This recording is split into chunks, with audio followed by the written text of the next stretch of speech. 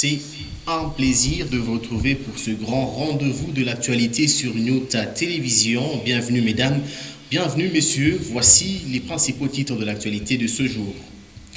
Débuté le vendredi 18 décembre 2020, le couvre-feu se poursuit sur toute l'étendue de la République démocratique du Congo. Cette mesure a été respectée dans plusieurs coins du pays lors du premier jour. À ce sujet, le chef de l'État, Félix-Antoine Tshisekedi Tshilombo, a réuni les services de sécurité pour donner des consignes. Pour le chef de l'État congolais, ce couvre-feu est pédagogique et non répressif. Et malgré ce couvre-feu, les bandits continuent à opérer dans la ville, dans la province du Haut-Katanga. La même nuit du vendredi 18 décembre 2020, plusieurs maisons, une alimentation et une pharmacie ont été visitées par des hommes armés. À découvrir dans ce journal cette scène qui s'est déroulée au quartier Someka dans la vaste commune annexe. Ce journal s'ouvre par la situation épidémiologique de la Covid-19 en République démocratique du Congo. La menace du coronavirus est bel et bien réelle. Depuis le début de la pandémie, le 10 mars dernier, la RDC a déjà enregistré 15 273 cas positifs de Covid-19. 13 310 personnes ont été déclarées guéries. 369 autres personnes sont déclarées, sont décédées de cette maladie meurtrière dans le pays. Comme annoncé au sommaire, c'est depuis le vendredi 18 décembre 2020 qu'est entré en application le couvre-feu tel que annoncé par la présidence suite à la deuxième vague de contamination au coronavirus. À ce sujet, le chef de l'État congolais, Félix-Antoine Tshisekedi Tshilombo, a réuni tous les services commis à la sécurité en vue de faire une mise au point de cette opération. Pas question de tracasser la population, mais plutôt les hommes en uniforme doivent être plus pédagogiques. Suivez Gilbert Kankonde, vice-premier ministre et ministre de l'Intérieur, au sortir de cette réunion. La raison était de donner des consignes de manière précise pour encadrer cette période tout à fait particulière qui, sur le plan sanitaire, présente des menaces de regain de la pandémie de Covid-19. Comme vous l'apprenez à travers le monde, cette deuxième vague est plus agressive que la première. Et c'est ainsi que les autorités du pays ont été amenées à décréter un couvre-feu qui revêt un caractère plus pédagogique que répressif. C'est tout simplement pour attirer l'attention de notre population que ces menaces, ces risques de la maladie sont réels. Il suffit de faire attention aux communiqués nécrologiques ces derniers jours. Vous vous apercevrez que, une fois de plus, les statistiques de décès dus à cette pandémie continuent d'augmenter de jour en jour. Et il a demandé aux responsables des services, de l'armée, de la police, tous ceux qui sont chargés de veiller à faire respecter ces mesures de police, à avoir une attitude ferme, certes, pour faire respecter toutes les mesures barrières qui ont déjà été décrétées. La santé n'a pas de prix. Et pour protéger la population, nous ne sommes pas les premiers. Nous ne sommes pas les premiers, que ce soit sur notre continent ici. Si vous prenez l'exemple de notre voisin, la République du Congo ici, le couvre-feu est d'application depuis déjà plusieurs mois. Et nous devons comprendre que cette mesure est prise pour notre bien.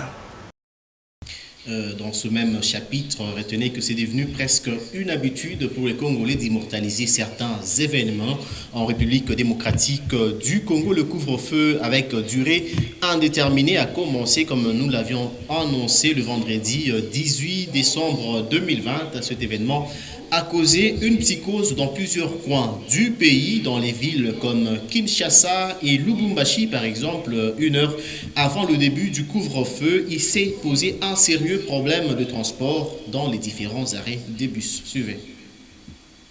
C'est une ambiance peu habituelle vécue en République démocratique du Congo vendredi 18 décembre 2020, premier jour du couvre-feu.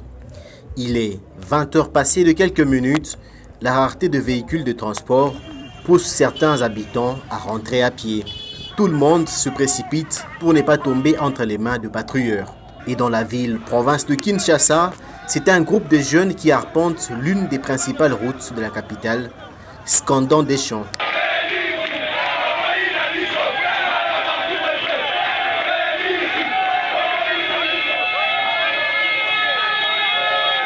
Ici, les embouteillages devenus déjà une habitude ont quadruplé. Piétons, motocyclistes et conducteurs de véhicules se précipitent. À 21 h pile, l'heure a sonné. Un silence s'impose sur le vaste pays de l'Afrique centrale. Tout le monde est chez soi, à l'exception des agents de l'ordre. Des arrestations, il y en a eu à Kamalondo par exemple, où un jeune homme est interpellé par des hommes en uniforme.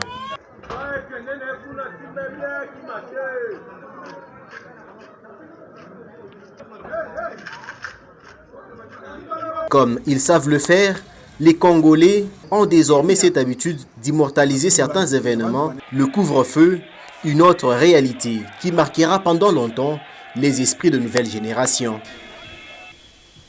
Et puis, la cité minière et frontalière de Kipushi n'a pas été épargnée par le couvre-feu. Comme partout, plusieurs coins de la ville du Haut-Katanga ont respecté le couvre-feu décrété par le comité multisectoriel de lutte contre le coronavirus dans le pays, dans la cité minière de Kipushi. Tout s'est déroulé comme prévu le vendredi 18 décembre 2020, première nuit de cette opération. Célestin Muganza ainsi que Louis Lumami ont fait la ronde pour nous dans les rues de Kipushi.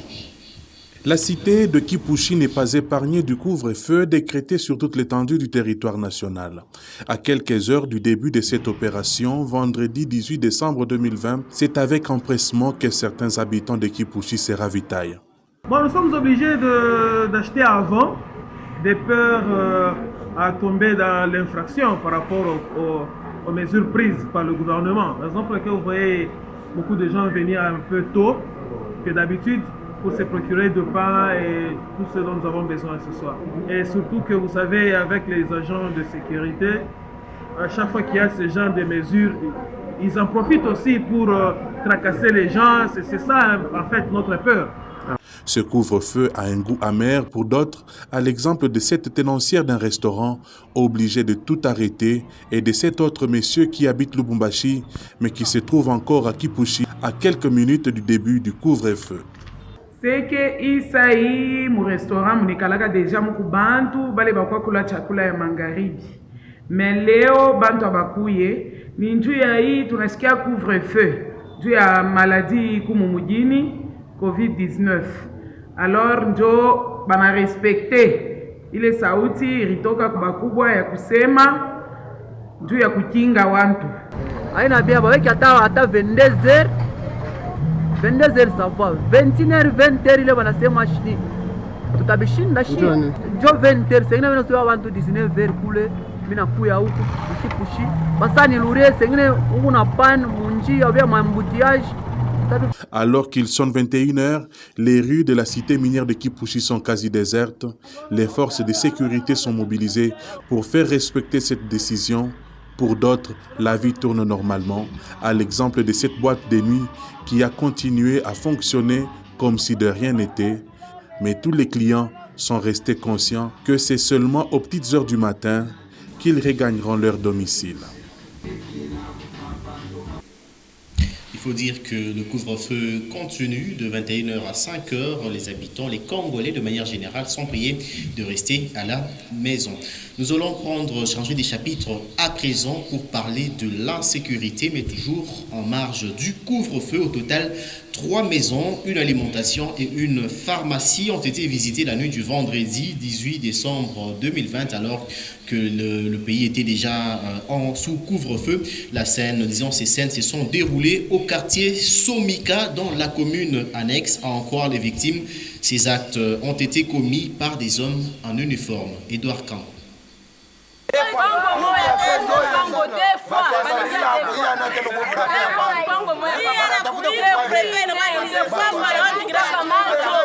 Ces cris de détresse traduisent le ras-le-bol des habitants du quartier Somika.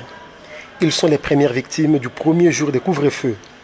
Les bandits à main armée ont perturbé leur quiétude et ont opéré sur l'avenue Mofia.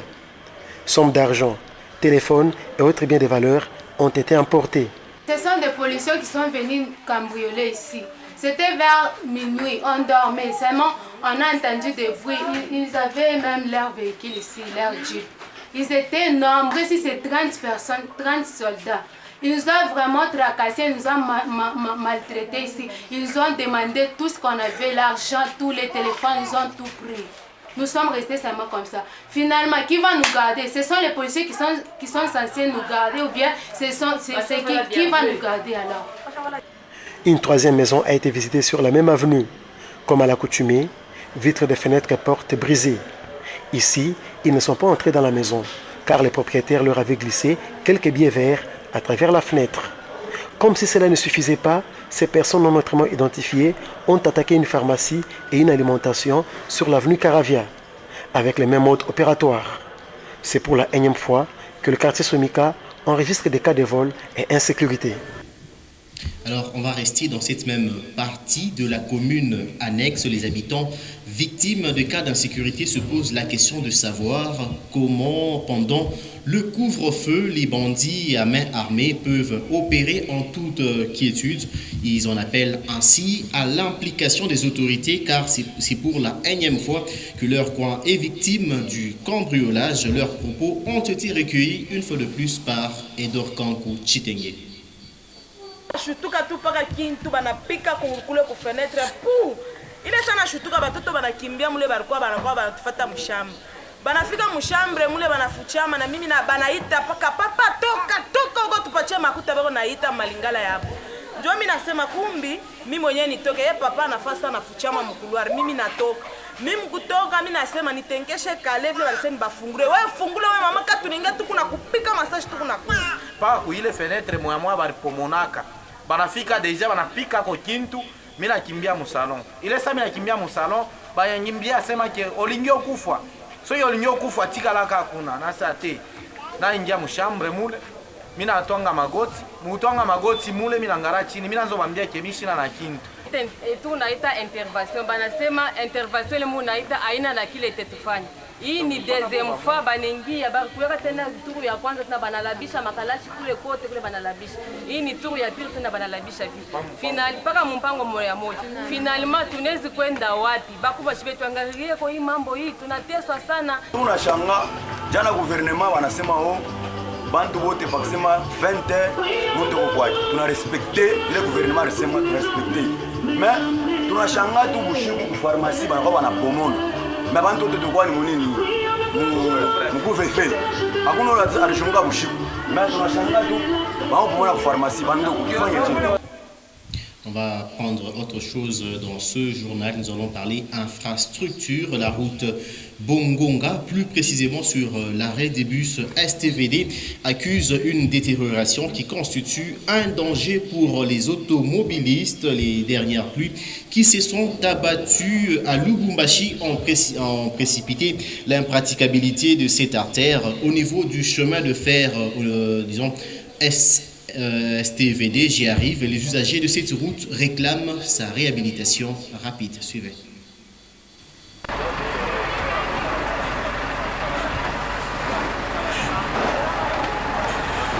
Ce gros camion d'une société brassicole de la place a du mal à traverser les tronçons nonobstant sa hauteur. Cette situation est due à la dégradation très prononcée de cette artère. Nous sommes sur la route Bongonga, plus précisément au niveau de l'arrêt des bus STVD. Les chauffeurs et motocyclistes en provenance de la ville, une fois qu'ils se dirigent à Bongonga, leur calvaire commence à partir d'ici. Sur une distance plus ou moins de 500 mètres, ils sont en difficulté. La route est en voie d'être coupée en deux avec des nids de poules et bains de cochons. Avec les interminables pluies qui s'abattent sur la ville de Lubumbashi, ce tronçon devient impraticable. Même la voie ferrée qui débouche à la gare de la Société nationale de chemin de fer du Congo, de STVD, est menacée de destruction. L'importance de cette route est qu'elle peut mener vers Kilobé-Lobé sans passer forcément sur les avenues des Plaines et chaussées de Kassenga. La réhabilitation de ces tronçons soulagera tant soit peu les habitants des quartiers Taba Congo, Bongonga et même ceux de Kilobé-Lobé. Et toujours dans la commune annexe, chaque 19 décembre de l'année, l'association Donnons l'espoir aux femmes organise une tournée dans les orphelinats de la ville de Lubumbashi. Ce samedi, ces femmes ont été dans 3 orphelinats, notamment la maison d'accueil Boumi, Saint-Michel, Waleka et Hermon House. Pour la coordinatrice de cette association, Maggie Mokolo, c'est pour elle le seul moyen de redonner sourire et espoir à ces enfants le plus souvent marginalisés. Les bénéficiaires et la coordination s'y sont exprimés. Suivez. La tradition est encore respectée à l'association Redonnons Espoir aux femmes ADF. Ce samedi 19 décembre 2020, ces femmes ont encore une fois redonné sourire aux enfants des 3 orphelinats de la ville. Tout commence à la maison d'accueil Boumi. Ici, ADF reçoit l'accueil des enfants de cet orphelinat. Prières, chants, danse, allocution et partage d'expériences familiales était-ce l'un des moments clés. Maggie Mokolo, présidente de cette association, a justifié le mobile de leur présence. Un geste qui a en tout cas touché les responsables de la maison Boumi. Nous sommes très contents et très ravis de vous recevoir ici chez nous. De là, ADF, plus que déterminé, s'est rendu à l'orphelinat Saint-Michel ou à l'Équois. C'est un accueil chaleureux qu'elles reçoivent.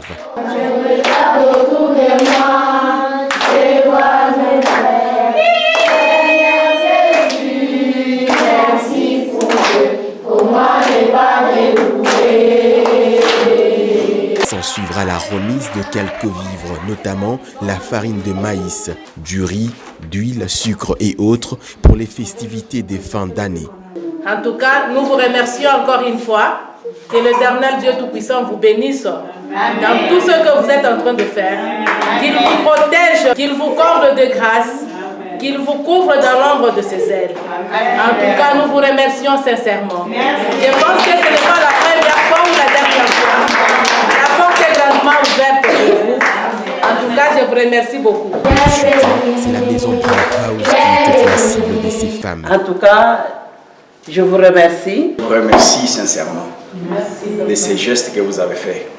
Ça montre ce que nous devons être à l'intérieur. Après cette tournée, le comité et membres ADF ont circonscrit l'événement. Tiens, l'activité d'aujourd'hui, c'était juste un souhait. C'était pour souhaiter un joyeux Noël à tous les enfants. Donc nous sommes passés dans des endroits différents juste pour souhaiter un joyeux Noël. Que chaque enfant nous a accueillis avec un sourire. Donc pour nous, c'est vraiment une réussite. Et partout où nous sommes passés, nous avons clamé le nom de Dieu. Donc nous sommes vraiment heureuses et contentes. Notre message de l'association ADF reste l'espoir. Donc partout où nous passons, nous allons toujours dire à chaque femme de garder espoir. Et chaque femme doit toujours avoir l'espoir dans sa bouche. Notre vision, c'est beaucoup plus de donner l'espoir. Au fait, on est là pour encadrer, on est là pour donner l'espoir à toutes les femmes, à toutes les filles malmenées, de toutes les filles qui ont été violées. Nous avons apporté un sourire dans le cœur des enfants. D'autres orphelinats sont également répertoriés par l'association Redonnons Espoir aux femmes qui maintient sans cesse son équilibre de redonner espoir et sourire à ceux qui en manquent. Alors vous aurez un élément plus élaboré dans nos prochaines éditions. Nous allons prendre à présent une page noire dans ce journal. La mort a endeuillé une fois de plus la presse okatangaise, plus particulièrement la station de la radio-télévision nationale congolaise. Décédée le 15 décembre dernier, Madame Nathalie Moussafiri Maganza chef de service commercial à la RTNC au Katanga, a été inhumé ce samedi 19 décembre 2020. Avant son enterrement, la regrettée Nathalie a reçu les hommages de ses anciens collègues de la chaîne nationale, sa famille biologique et ses amis. Le cortège est passé comme d'accoutumé par la radio-télévision nationale congolaise où elle travaillait jusqu'à sa mort avant de prendre la direction du cimetière pour son enterrement. L'actualité, c'est aussi le lu pour vous, le quotidien d'information générale La République. Dans ce commentaire de Pascal Mangala, vous découvrirez plusieurs sujets, notamment les retombées de la fin de la coalition FCC Cash.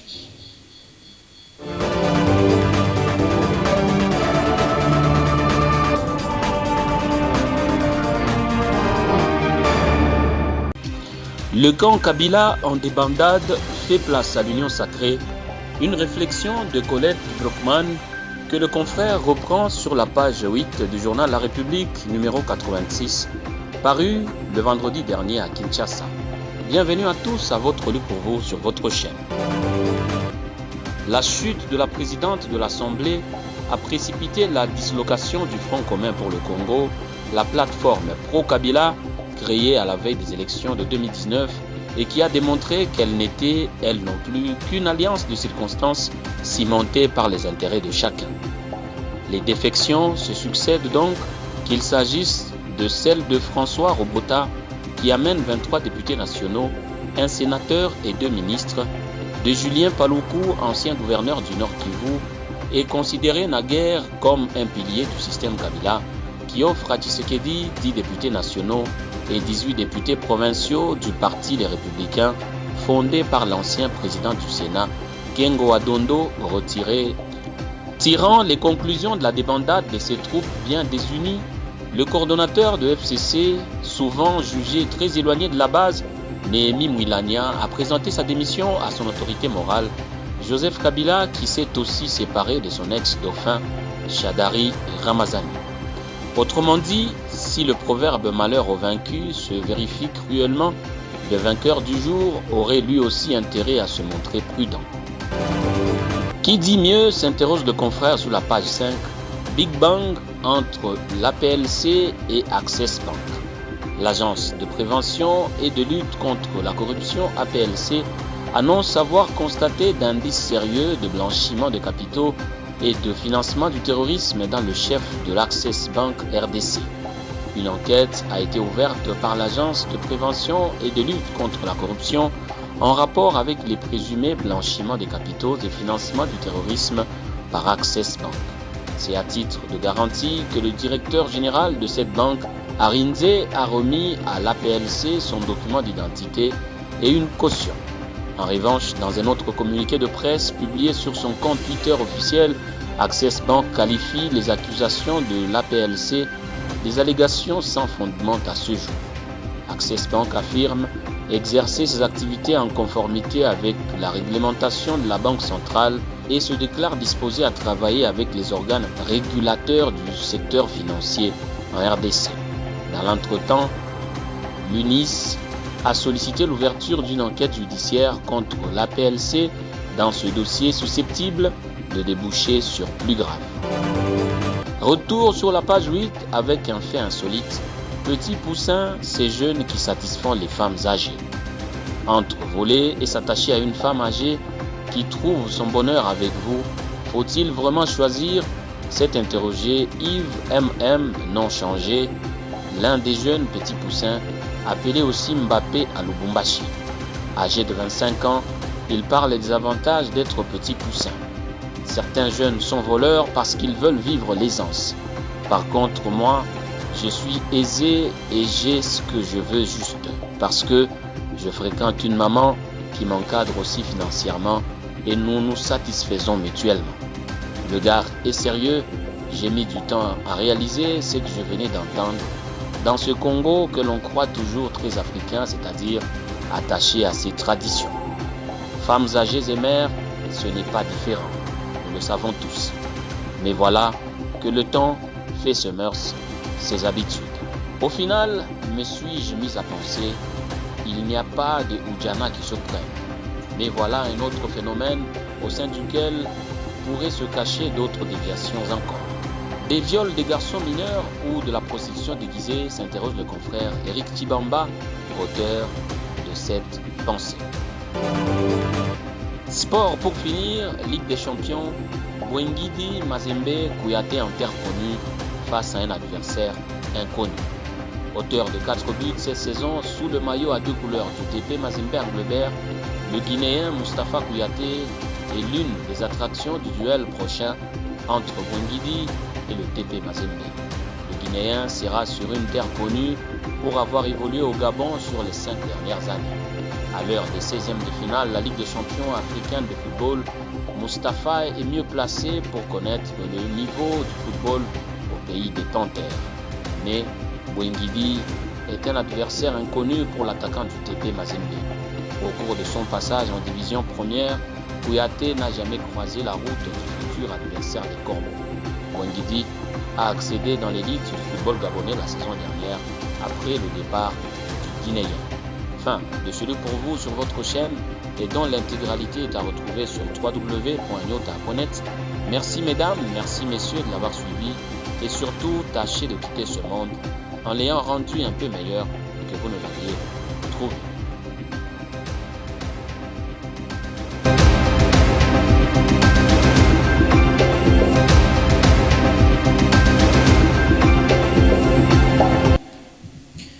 Le couvre-feu continue, restez donc à la maison à partir de 21h jusqu'à 5h du matin pour permettre aux autorités de lutter contre la deuxième vague de contamination au coronavirus, une deuxième vague qui est plus meurtrière que la première. Mesdames et messieurs, ce journal s'achève. Nous vous disons sincèrement merci d'avoir choisi votre chaîne pour vous informer, mais les informations continuent sur www.nyota.net.